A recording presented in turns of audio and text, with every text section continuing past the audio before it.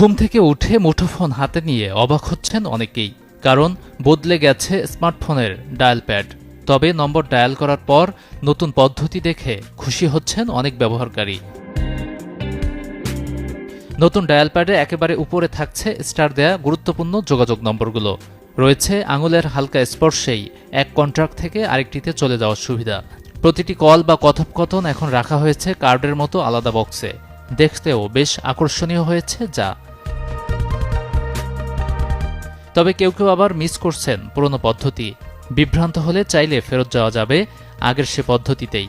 এটি মূলত phone by গুগলকে play স্টোরের মাধ্যমে স্বয়ংক্রিয়ভাবে আপডেট করার ফলে ঘটছে। তাই আগের নিয়মে ফিরে যেতে চাইলে phone by Google app uninstall করুন অথবা অ্যাপের অটো আপডেট পদ্ধতি বন্ধ রাখুন। তবে হঠাৎ কেন এই পরিবর্তন আনছে গুগল? জানা গেছে গুগল বর্তমানে তাদের সকল কোর অ্যাপ যেমন কন্ট্রাক্টস, কিপ এবং ক্যালেন্ডারকে একটি নতুন এবং আধুনিক ডিজাইন ল্যাঙ্গুয়েজে সাজাচ্ছে। ফোন অ্যাপের এই রিডিজাইন সেই বৃহত্তর পরিকল্পনার একটি অংশ।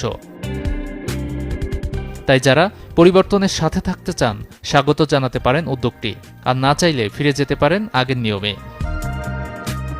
গাজী আনিস, চ্যানেল 24। স্মার্টফোনের ডায়াল প্যাড, তবে নম্বর ডায়াল করার পর নতুন পদ্ধতি দেখে খুশি হচ্ছেন অনেক ব্যবহারকারী। নতুন ডায়াল প্যাডে একেবারে উপরে থাকছে স্টার দেয়া গুরুত্বপূর্ণ যোগাযোগ নম্বরগুলো। রয়েছে আঙুলের হালকা স্পর্শেই এক কন্ট্রাক্ট থেকে আরেকটিতে চলে যাওয়ার সুবিধা। প্রতিটি কল বা কথোপকথন এখন রাখা হয়েছে কার্ডের মতো আলাদা বক্সে। দেখতেও বেশ আকর্ষণীয় হয়েছে যা। তবে কেউ কেউ আবার মিস করছেন পুরনো পদ্ধতি। বিভ্রান্ত হলে চাইলে ফেরত যাওয়া যাবে আগের সে পদ্ধতিতেই। এটি মূলত ফোন বাই গুগলকে প্লে স্টোরের মাধ্যমে স্বয়ংক্রিয়ভাবে আপডেট করার ফলে ঘটছে। তাই আগের নিয়মে ফিরে যেতে চাইলে phone by Google app uninstall করুন অথবা অ্যাপের অটো আপডেট পদ্ধতি বন্ধ রাখুন। তবে হঠাৎ কেন এই পরিবর্তন আনছে গুগল? জানা গেছে গুগল বর্তমানে তাদের সকল কোর অ্যাপ যেমন কন্ট্রাক্টস, কিপ এবং ক্যালেন্ডারকে একটি নতুন এবং আধুনিক ডিজাইন ল্যাঙ্গুয়েজে সাজাচ্ছে। ফোন অ্যাপের এই রিডিজাইন সেই বৃহত্তর পরিকল্পনার একটি অংশ। তাই যারা পরিবর্তনের সাথে থাকতে চান স্বাগত জানাতে পারেন উদ্যোগটি, আর না চাইলে ফিরে যেতে পারেন আগের নিয়মে।